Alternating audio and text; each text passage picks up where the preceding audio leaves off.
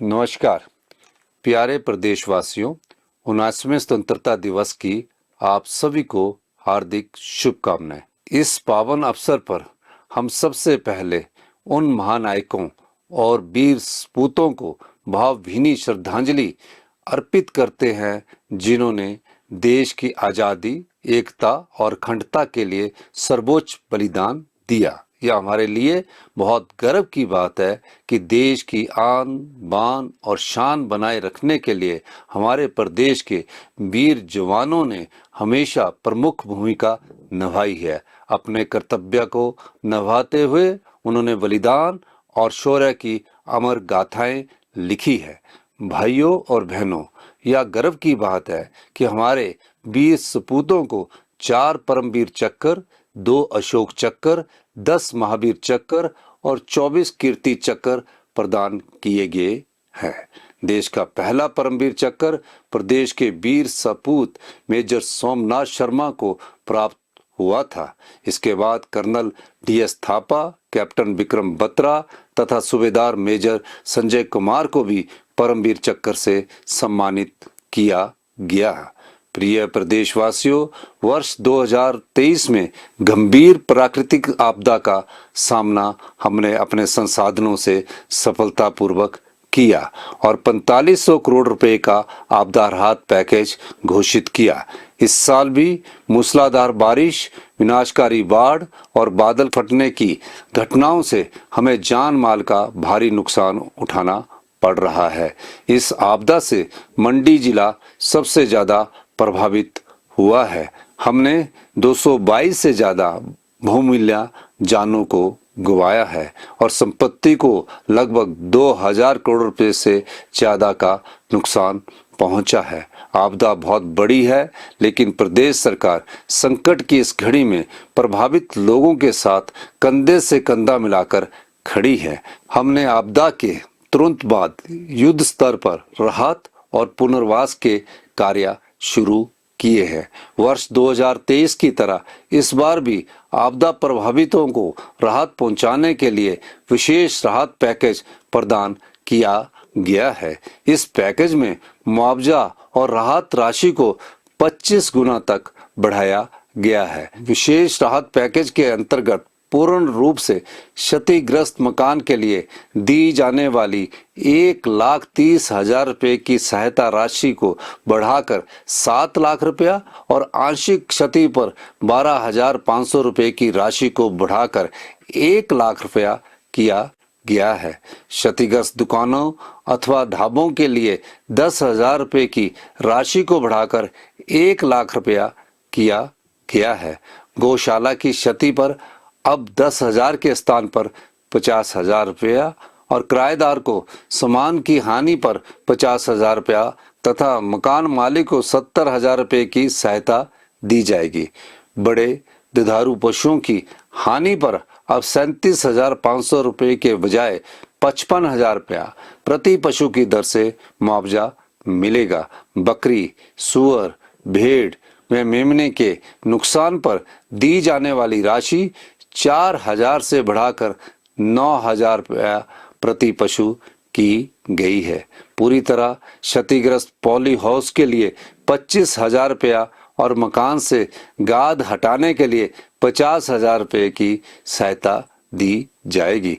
कृषि व बागवानी भूमि के नुकसान पर मुआवजा 3,900 रुपये प्रति बीघा से बढ़ाकर 10,000 प्रति बीघा तथा फसल नुकसान पर मुआवजा 500 रुपये से बढ़ाकर 3,000 प्रति बीघा किया गया है। गाद हटाने के लिए सहायता 1,500 रुपये प्रति बीघा से बढ़ाकर 6,000 प्रति बीघा की गई है। इसके अलावा प्रभावित परिवारों को किराए के मकान में रहने के लिए शहरी क्षेत्रों में 10,000 रुपये और ग्रामीण क्षेत्रों में 5,000 रुपये मकान किराए के रूप में दिए जा रहे हैं। भाइयों और बहनों, हमारी सरकार को राजनीतिक, आर्थिक और प्राकृतिक आपदा की गंभीर चुनौतियों से गुजरना पड़ा है। इसके बावजूद प्रदेश को समृद्धि और आत्मनिर्भरता की राह पर तेजी से आगे ले जाने के लिए हमने प्रयास किए हैं, जिनके सकारात्मक परिणाम सामने आ रहे हैं। मैं प्रदेशवासियों का आभार व्यक्त करना चाहूँगा कि आपने हमारी सरकार पर भरपूर भरोसा और सहयोग बनाए रखा है तथा धनबल की जगह जनबल की जीत सुनिश्चित बनाई। प्रिय प्रदेशवासियों, हिमाचल के विकास और खुशहाली के लिए हमारी सरकार ने ग्रामीण अर्थव्यवस्था को मजबूत करने की दिशा में ऐतिहासिक निर्णय लिए हैं। हिमाचल प्रदेश देश का पहला राज्य बना है जिसने प्राकृतिक खेती से उगाई गई फसलों पर न्यूनतम समर्थन मूल्य दिया है। मक्की खरीद पर 40 रुपए प्रति किलोग्राम का समर्थन मूल्य दिया जा रहा है। 10 जिलों के 1509 किसानों से लगभग 399 मीट्रिक टन मक्की एमएसपी पर खरीदी जा चुकी है और उनके बैंक खातों में 1,40,00,000 रुपए जमा करवाए गए हैं। इसी प्रकार गेहूं की खरीद भी 60 रुपए प्रति किलोग्राम की दर से पूरे राज्य में जारी है। अब तक 838 किसानों से 2123 क्विंटल गेहूं की खरीद की जा चुकी है, जिसके एवज में उनके बैंक खातों में 1,27,00,000 रुपया जमा करवाए गए हैं। इसके अलावा गेहूं के लिए परिवहन भाड़े पर सरकार ने 4,15,000 रुपए की सब्सिडी दी है। हमने प्राकृतिक खेती से उगाई गई कच्ची हल्दी के लिए 90 रुपए प्रति किलोग्राम एमएसपी घोषित किया है। प्रदेश के 6 जिलों के किसानों से 127 मीट्रिक टन कच्ची हल्दी खरीदी गई है और उनके बैंक खातों में 1,14,00,000 रुपए जमा कर दिए गए हैं। भाइयों और बहनों, प्रदेश सरकार ने चंबा जिले के पांगी उपमंडल को प्रदेश का पहला प्राकृतिक कृषि उपमंडल घोषित किया है। सरकार घाटी के किसानों से अगले महीने से 60 रुपए प्रति किलो की दर से जौ की खरीद शुरू करने जा रही है। प्राकृतिक खेती से जुड़े 3,06,000 किसानों को ट्रेनिंग दी जा चुकी है। हमारी सरकार ने हमीरपुर जिला में स्पाइस पार्क विकसित करने का भी निर्णय लिया है, जिससे प्रदेश के पारंपरिक मसालों को अंतर्राष्ट्रीय बाजार में नई पहचान मिलेगी। प्रदेश में कुल सब्जी उत्पादन का 20% हिस्सा आलू का है, जिसे देखते हुए सरकार ने ऊना जिला में 500 किलोग्राम प्रति घंटे की क्षमता वाले पोटैटो प्रोसेसिंग प्लांट स्थापित करने का फैसला लिया है। प्रदेश सरकार किसानों के हित में कृषि ऋण ब्याज योजना भी लेकर आई है। हमने प्रयास किया है कि जिस क्षेत्र में जो उत्पाद अधिक तैयार किए जा रहे हैं वहां के किसानों को अधिक से अधिक लाभ प्रदान किया जा सके। प्रिय प्रदेशवासियों, हमने दूध उत्पादन के क्षेत्र में भी क्रांतिकारी सुधार किए हैं। हिमाचल देश का पहला राज्य है जिसने दूध पर एमएसपी लागू किया है। वर्तमान में लगभग 38,400 किसानों से प्रतिदिन औसतन 2,26,000 लीटर गाय का दूध 51 रुपए प्रति लीटर की दर से खरीदा जा रहा है। इसी प्रकार 1,482 भैंस पालकों से प्रतिदिन 7,800 लीटर दूध 61 रुपए प्रति लीटर की दर से खरीदा जा रहा है। दुग्ध सहकारी समितियों को प्रोत्साहन देने के लिए परिवहन सब्सिडी 1.5 रुपए से बढ़ाकर 3 रुपए प्रति लीटर की गई है। प्रदेश सरकार अत्याधुनिक तकनीक से युक्त नए मिल्क प्रोसेसिंग प्लांट की स्थापना कर रही है। कांगड़ा जिला के ढगवार में 201 करोड़ रुपए की लागत से 1.5 से 3 लाख लीटर प्रतिदिन तक की क्षमता वाला state of the art milk processing plant स्थापित किया जा रहा है, जिससे 4 जिलों के 35,000 से अधिक दूध उत्पादकों को प्रत्यक्ष लाभ मिलेगा। इसी प्रकार प्रदेश के अन्य स्थानों पर भी मिल्क प्रोसेसिंग प्लांट का विस्तार और निर्माण कार्य जारी है। पारदर्शिता लाने के लिए किसानों को दूध की क्वालिटी, क्वांटिटी और पेमेंट की जानकारी मोबाइल पर उपलब्ध करवाने के प्रयास जारी है। पशुपालकों से 300 रुपये प्रति क्विंटल की दर से ऑर्गेनिक खाद और केंचुआ खाद खरीदने का कार्य शुरू कर हमने अपना एक और वादा पूरा किया है। भाइयों और बहनों, बागवानों के हित में कई बड़े फैसले लिए गए हैं। पिछले सेब सीजन से यूनिवर्सल कार्टन का उपयोग जरूरी बनाने की ऐतिहासिक पहल से राज्य के बागवानों को अपनी फसल के बेहतर दाम मिलने शुरू हुए हैं। सेब, आम और नींबू प्रजाति के फसलों के स्पॉट प्राइस में वृद्धि की गई है। वर्ष 2025 के लिए सेब की खरीद 12 रुपये प्रति किलोग्राम की दर से की जाएगी। बी और सी ग्रेड के किन्नू, माल्टा और संतरे को 12 रुपये प्रति किलो, गलगल को 10 रुपये प्रति किलो और सिडलिंग, कलमी व कच्चा अचारी आम 12 रुपये प्रति किलो की दर से खरीदा जाएगा। 1292 करोड़ रुपए की HP शिवा परियोजना के अंतर्गत बिलासपुर, हमीरपुर, कांगड़ा, मंडी, सिरमौर, सोलन और ऊना के 28 विकास खंडों में 6000 हेक्टेयर क्षेत्रफल को बागवानी के अंतर्गत लाने का लक्ष्य रखा गया है। फॉरेस्ट मैनेजमेंट और नए फॉरेस्ट में लोगों की भागीदारी बढ़ाने के लिए 100 करोड़ रुपए लागत की राजीव गांधी वन संवर्धन योजना लागू की जा रही है। इससे महिला मंडलों और युवक मंडलों को शामिल किया जा रहा है।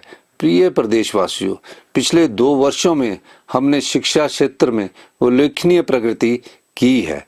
राष्ट्रीय उपलब्धि सर्वेक्षण 2025 में प्रदेश देश के पहले 3 राज्यों में शामिल हुआ है, जबकि 2021 में हमारी रैंकिंग 21वें रैंक पर फिसल गई थी। इस साल जारी असर रिपोर्ट में हिमाचल के बच्चों का पढ़ने और सीखने का स्तर देश में सबसे बेहतर आंका गया है। पूर्व सरकार ने राजनीतिक लाभ के लिए चुनावी वर्ष के आखिरी 9 महीनों में बिना बजट और बिना प्लानिंग के 900 से ज्यादा स्कूल और कॉलेज और अस्पताल खोले। वर्तमान सरकार को 1000 से अधिक स्कूलों के युक्तिकरण का कड़ा फैसला लेना पड़ा, क्योंकि इनमें से अधिकतर स्कूलों में 0 एनरोलमेंट हो गई या फिर पहली से 5वीं तक के कुल बच्चे 5 से भी कम रह गए थे। ऐसे स्कूलों को दूसरे स्कूलों के साथ जोड़कर क्लस्टर बनाए गए हैं।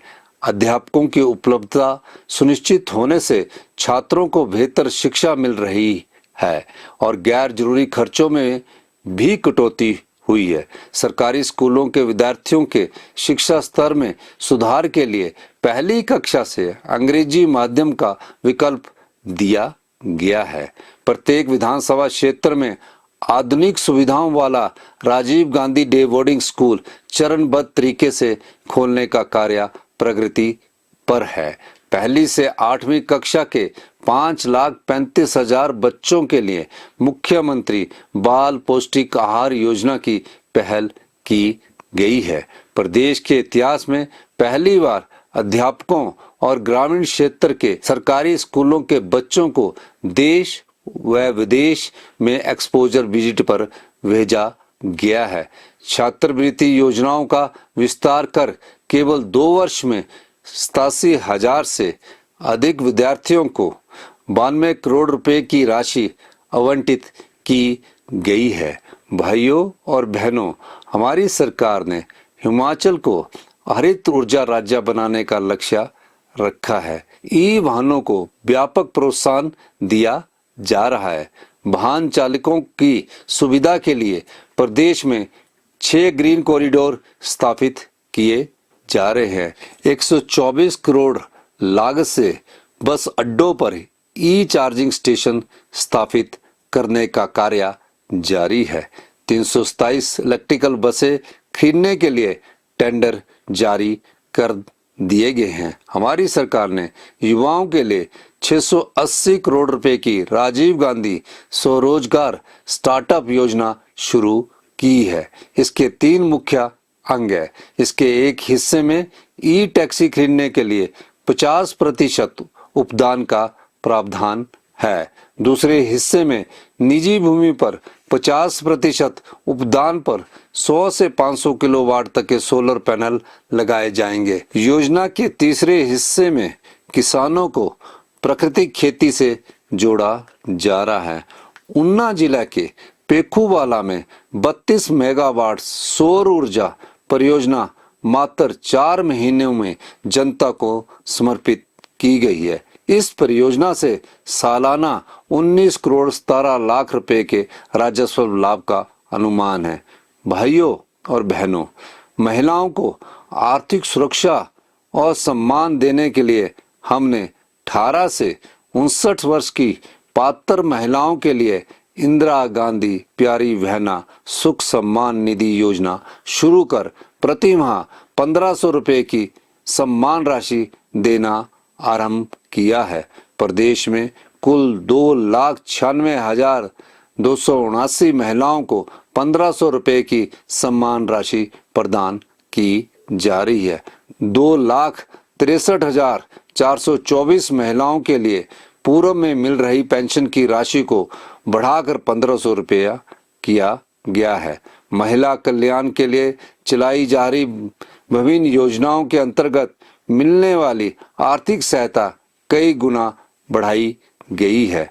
हमारी सरकार ने दुकानों और कमर्शियल प्रतिष्ठानों में पुरुषों और महिला कर्मियों में बराबरी लाने के लिए महिला कर्मियों को शाम 7 बजे से सुबह 7 बजे तक नाइट शिफ्ट में काम करने की अनुमति देने का निर्णय भी लिया है। साथ ही महिलाओं की सुरक्षा का पूरा ध्यान रखने के भी आदेश दिए गए हैं।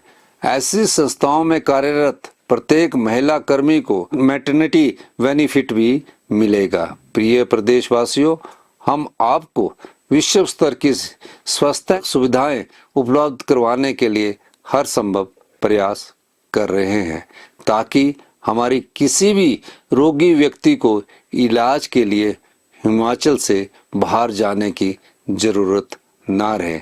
मैं स्वयं प्रदेश के चिकित्सा संस्थानों के डॉक्टरों से मिलकर स्वास्थ्य क्षेत्र में नई तकनीकों को शामिल करने की दिशा में काम कर रहा हूं। इस दिशा में रोबोटिक सर्जरी की शुरुआत एक ऐतिहासिक कदम है। प्रदेश में पहली बार रोबोटिक सर्जरी की सुविधा शिमला में Atal institute of medical super specialities Chamiyana से की गई है। आने वाले समय में आईजीएमसी शिमला, नेरचौक, टांडा और हमीरपुर मेडिकल कॉलेज में भी यह सुविधा उपलब्ध करवाई जाएगी। प्रदेश में 69 आदर्श स्वास्थ्य संस्थानों में 6 विशेषज्ञ चिकित्सकों की तैनाती की गई है। 20 आदर्श स्वास्थ्य संस्थानों में डायलिसिस सुविधा मिलना शुरू हो चुकी है। कैंसर मरीजों के लिए मुफ्त इलाज और दवाइयों का प्रावधान किया गया है। हमीरपुर में उत्कृष्ट कैंसर हॉस्पिटल्स स्थापित किया जा रहा है।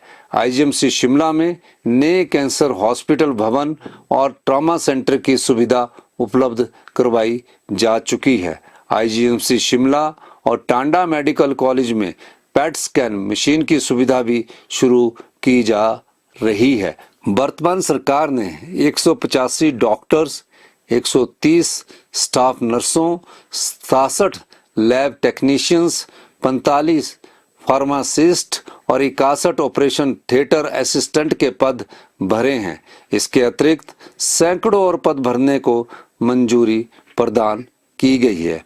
हम मेडिकल कॉलेज से लेकर सिविल हॉस्पिटल तक मशीनों को बदल रहे हैं। नई और आधुनिक MRI, CT scan, x ray machines लगाने के लिए सरकार ने 3000 करोड़ रुपए का प्रावधान किया है। हिम केयर योजना के लाभार्थियों को बेहतर इलाज सुविधा देने के लिए इसका विस्तार किया गया है। अब आपात स्थिति में मेडिकल कॉलेज के प्रिंसिपल और मेडिकल सुपरिटेंडेंट भी हिम केयर कार्ड बना सकेंगे। हर वर्ष मार्च, जून, सितंबर और दिसंबर महीने में हिम केयर कार्ड बनाए जाएंगे। बीपीएल, मनरेगा, फेरी वालों, अनाथ और जेल बंदियों को निशुल्क हिम केयर कार्ड बनाने का प्रावधान किया गया है। भाइयों और बहनों, प्रदेश सरकार पर्यटन गतिविधियों को विस्तार देकर युवाओं को रोजगार व स्वरोजगार के अवसर प्रदान करने के साथ साथ प्रदेश की आमदनी बढ़ाने के लिए भी हर संभव प्रयास कर रही है। कांगड़ा हवाई अड्डे का विस्तार कार्य जारी है और पर्यटकों की सुविधा के लिए 16 स्थानों पर हेलीपोर्ट विकसित करने का कार्य प्रगति पर है। प्रमुख धार्मिक स्थलों को रोपवे से जोड़ने का कार्य भी प्राथमिकता के आधार पर किया जा रहा है। कांगड़ा जिला को प्रदेश की पर्यटन राजधानी के रूप में विकसित किया जा रहा है। देहरा मंडल के बनखंडी में 619 करोड़ रुपए की लागत से इंटरनेशनल लेवल का जू वन्य प्राणी उद्यान स्थापित किया जा रहा है। आने वाले समय में पर्यटन क्षेत्र की विभिन्न परियोजनाओं पर 3000 करोड़ रुपया खर्च किए जाएंगे।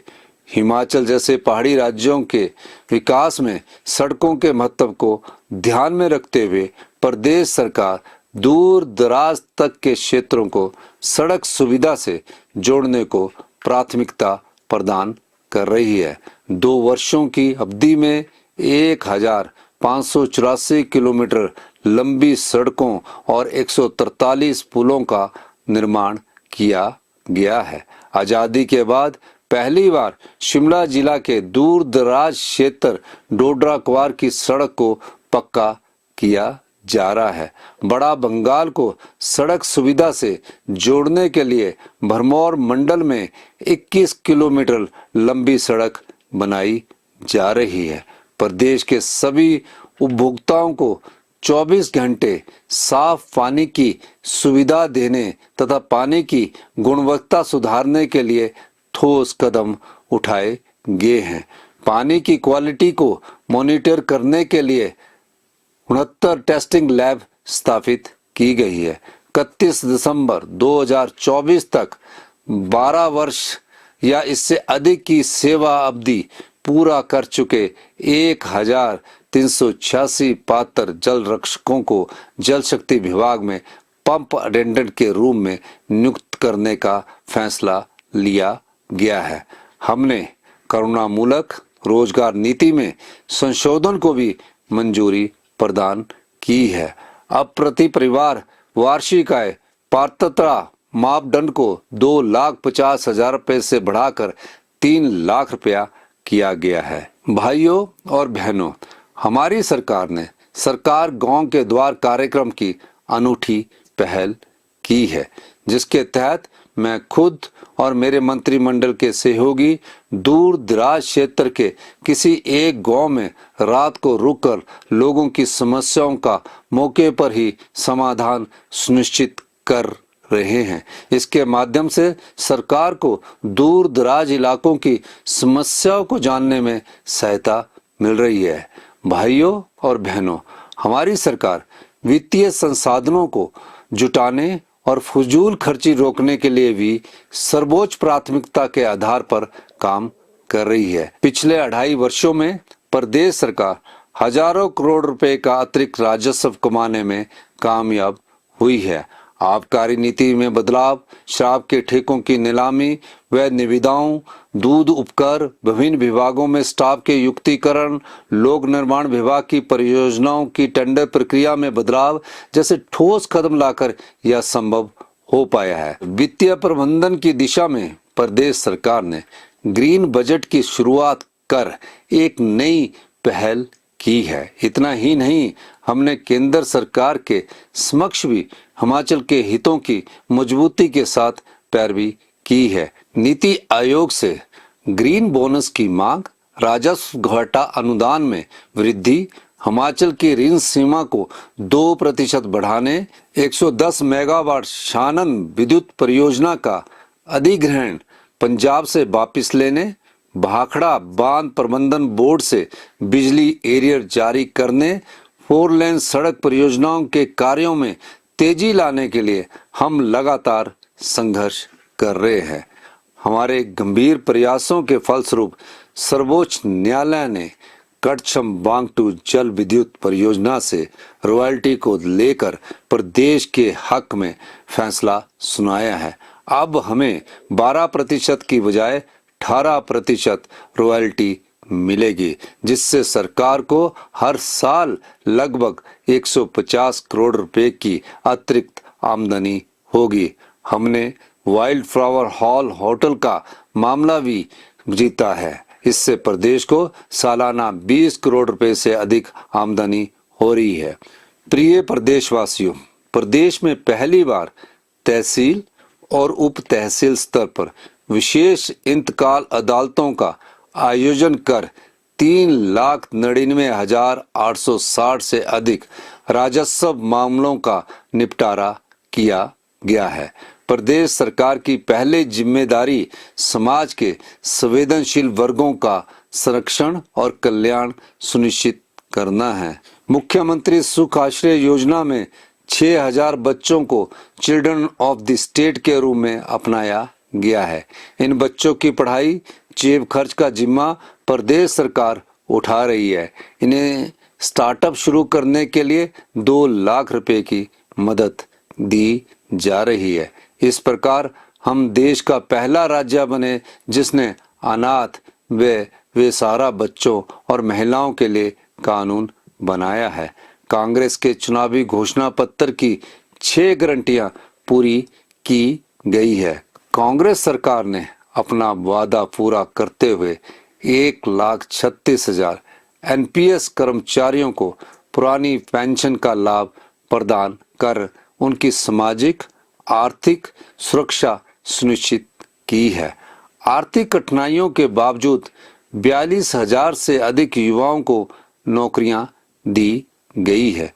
2,061 वन मित्रों की नियुक्ति की गई है। 1,000 पशु मित्रों की नियुक्ति को मंजूरी प्रदान की गई है तथा 1088 कांस्टेबलों की भर्ती प्रक्रिया जारी है। हाल ही में 312 ड्राइंग मास्टर्स को नियुक्ति पत्र प्रदान किए गए हैं और पटवारियों के 874 पद शीघ्र भरने जा रहे हैं। हमने अपने कार्यकाल के दौरान स्कूल प्रवक्ताओं के 650 पदों को भरा है। टीजीटी आर्ट्स के 599 पदों को भरा है और 425 पदों को शीघ्र भरा जाएगा। टीजीटी नॉन मेडिकल 405 पदों को भरा है और 343 पदों को शीघ्र भरा जाएगा। टीजीटी मेडिकल के 410 पदों को भरा है और 169 पदों को शीघ्र भरा जाएगा। शास्त्री के 205 पदों को भरा है और 737 पदों को शीघ्र भरा जाएगा।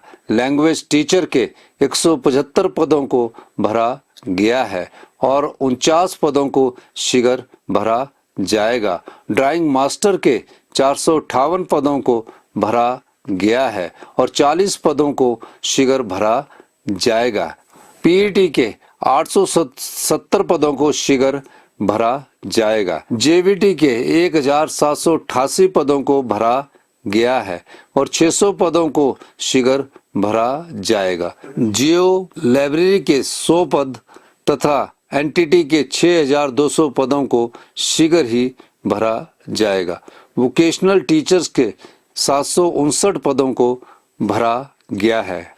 प्रिय प्रदेशवासियों, प्रदेश के युवाओं में ड्रग्स की बढ़ती आदत बहुत बड़ी चिंता का कारण है।